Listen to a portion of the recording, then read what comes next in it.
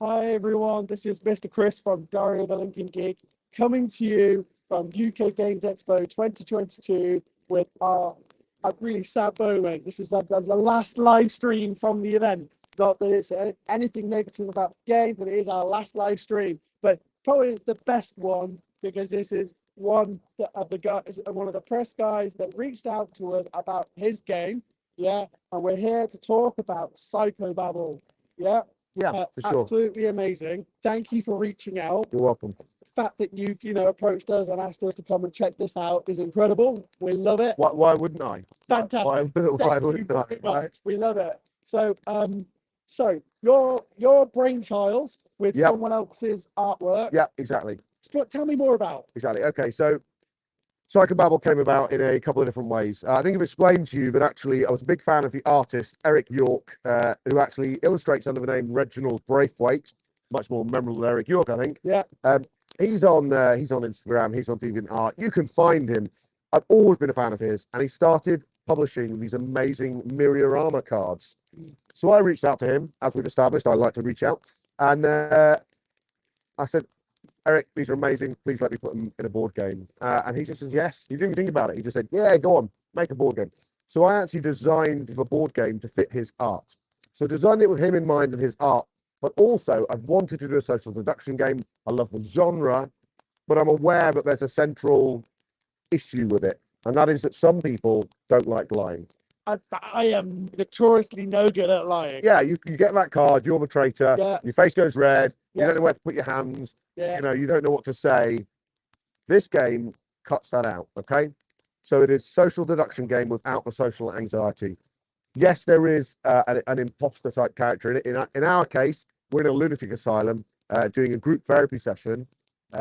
People aren't mad, they're instead being plagued by visions brought about by the rising of Cthulhu. Right. Except that Yeah. in among our number is one genuinely insane individual. What I've managed to do is allocate that role to someone at random without them realizing it's being allocated to them. So all of the players are asked to talk about this shared dream they've had. And they know which dream it is. They've been shown the dream. The psychotherapist hasn't, except that the poor insane player has been shown a different dream and no one's told them. So you have this one player feeding misinformation into the group, but they don't realize they're doing it. Because they don't know they're insane, no one else can know that they're not insane. Nice. So you start to see these high context sort of little clues and hints that other players are giving. And if you misread them, initially you think, that player is insane because I don't understand what they're saying. So I think they're talking about a different dream. But when you see the dreams, there's a lot of crossover and a lot of correlation between them. Yeah. So you think, yeah, that player's insane. Then you hear a second person say something you don't like and you think, no, they're insane. Then you hear a third person see something that doesn't correlate and you think, oh no, I think I'm insane. Okay, you start to realize as the game goes on. Plenty of people get all the way to the end of the game without ever realizing it was them feeding the misinformation all the time. And you have this great moment at the end where all this confusion and these layers of subterfuge are built up.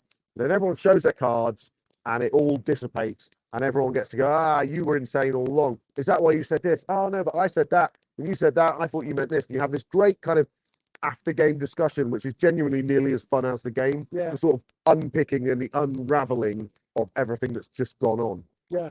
So yeah, that's largely the game. It's got that Lovecraftian theme. It's got this amazing black and white art, which unfortunately, like I said, I can't take credit for. Yeah. That's Eric York or Reginald Braithwaite over in Arizona who's done that. Yeah. So just briefly summarize some of the mechanics and how this works. There's really only one main mechanic, okay? One of us is a psychotherapist, and if that psychotherapist can work out which dream card the players are talking about by the end of the game, they will win the game. Right. The players, this is the mechanic, okay? The players are each given the exact same card, okay? So say if I have 5 patients, I'll put 4 of these cards together, and then I will throw in one that's different. I'll shuffle them up. I can't see them. Shuffle them up, and then I deal them out. Okay? I roll the dice. In this case, I've rolled a 4 and a 5.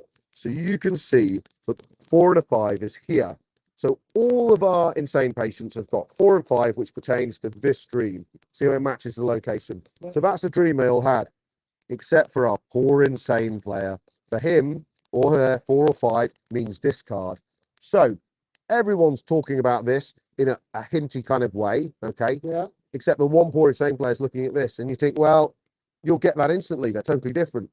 Until somebody says, oh, in my dream last night, I felt a strange flying presence, okay? The flying fish here.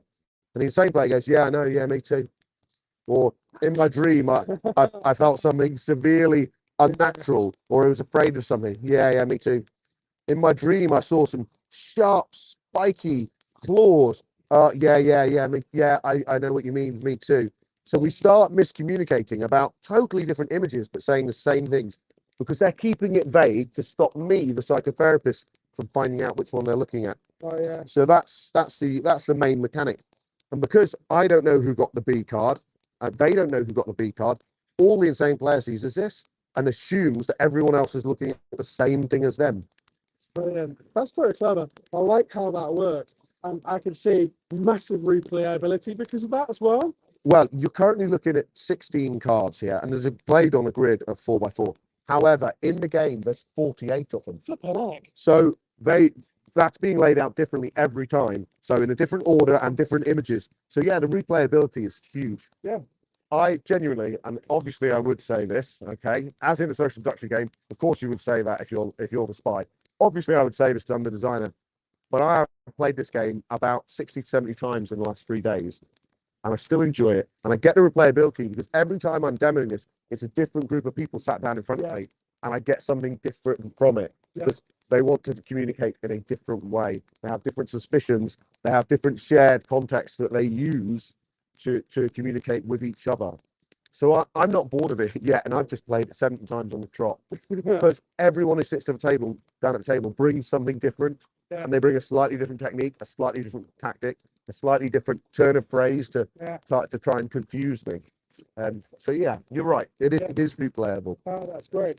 I mean, of course, anyone coming to Expo today, they can buy a preview copy. They can. We have preview copies on sale here, but you've got to get it here quick, guys. You've got to get it quick. What's the reception been like? So every group that's played it, at least one person in the group's bought it. Oh, well, there you go. Yeah, but it tends to be one of those ones. I think walking past and looking, you're not going to get everything that you just got from this interview. Yes. But when people play it, they buy it. What I have had today, which was really, really nice, was people just walking up and going, "Have a Psychobabble, please." And I haven't tried to sell it to them. And so I've actually stopped them and said, "Yeah, but why?" I said, "Oh, well, we were playing it in the hotel last night with a group of people, and we want it." So it is getting played outside of Expo already, Exactly. and it's only been out for a couple of days. There you go. And I understand this is going to be coming to retail soon. Yeah, so these are pre-release copies. It's going to be another couple of weeks before it hits the shops. Yeah. But when it does, it should be in all good game shops. If you don't have good game shops near you, shame on them. Go in and say, "Why haven't you got Psychobabble?" That's what you need to do. Yeah. Or go on the Google and buy it online from an online retailer. You'll definitely be able to find it there within a couple of Can weeks. people check out, will it be available on the Cheatwell website? I would struggle to tell you if they're actually, I don't think Cheatwell retail directly. Right. I think they only distribute to other retailers. So good. I mean, go on the Cheatwell site, see if you can find it for sale. And if you can, comment below. Tell me, send me a message. Tell me it is. I don't know. No, I should know, shouldn't I? No, it's fine. It's not a problem. I mean, what I like about this, and this is just first impressions, but everything seems to be really nice and neat. I mean, I'm looking at the little rule book in here. It's clear, concise. The rules are really simple. Yeah. Here's the interesting thing about this game. Only one player needs to know the rules. You don't need your friends to be reading rules before they come over for game night. You don't need to sit down and pass the rulebook round. So long as the psychotherapist knows the rules, you can just start playing straight away. So, psychotherapist more like storytelling, the independence of the game, or is it sort of the psychotherapist versus the young players? So yeah, the psychotherapist feels a bit like a games master right up until the point that you realise they can win as well. Right. So they're providing a reason for you to be vague in your That's communication. not, the psychotherapist isn't discounted from the game. Yeah. And like I say, I've played this game, more than anyone else on the face of the earth. Yet I'm still, as a psychotherapist, still being beaten by people who are coming here because they've got their own ways of communicating. and they've got their own little in group, so they know how to fox me. It's like Exactly, yeah. really nicely packaged, by the way. Oh, thank you. Thank you. I can't take the credit for that. That was the Cheatwell guys. Although it was me who put the little H.P. Lovecraft quote and a Sigmund Freud quote on there too. You know, this is the kind of age of psychiatry we're talking about. It's great. And you know, the fact that we can easily get things out. Like, Yeah, one thing they did that I really liked is there's no plastic insert tray. They also they haven't shrink wrapped it. They've made a real effort to reduce plastic in this. And I like that. They just put a couple of little stickers on there to hold it together. Yeah. Yeah. Yeah, they spoke to me about that straight away. They said we don't want to, and of course I agree with them. I mean, it's the subtle little artwork, the little tentacles. You get the theme from it without being too Lovecraftian. Yeah. But the little homage on the front there is just, So if you know your Call of Cthulhu, yeah, this game takes place at the exact moment where Cthulhu starts to wake up, and all of the artists and poets and you know and vagabonds and psychically sensitive people start having strange dreams and hallucinations. There's a moment in the story where that happens, and the story moves on, and it's nothing to do with the main narrative. yeah. That is when this game is set, that exact moment. Wow. If you don't know your Call of Cthulhu, don't worry about it. It's just a psychotherapist with some patients. Yeah. That's all you need to know. Yeah. So it is Lovecraftian because I love Lovecraft. But if you don't love Lovecraft, then Well, you you're don't fine. need to. No, Yeah, no, you'll it makes be all right. sense. You'll be all right. You know, even the backs of the cards, you know, kind of fit the theme nicely. You can see these here. They look great. In all, I think overall they look great, and we've got our copy for review, so we'll be having this available on the website very soon. So keep an eye out. I can't wait for that. Weeks that will come through, and we'll be doing unboxing as well, which is really exciting. So watch this space. It's been an absolute pleasure chatting to you. Thank you. Yes, I love the artwork. I'm actually going to check him out as well. Yeah, go for it. Go for it. You're looking for his real name's Eric York, but a lot of his illustrations done under Reginald Braithwaite. Yeah. Please go look at him. If you know anyone else who's looking for this type of art, get in contact with the guy. How his mind works, I don't know. Yeah. It's absolutely prolific. He just bangs these out. Yeah, they look great. And like I said, I really like the dark black against the juxtaposition of the white. I love black and white. Always have done. So what I'm going to say to everyone is this event has been absolutely incredible.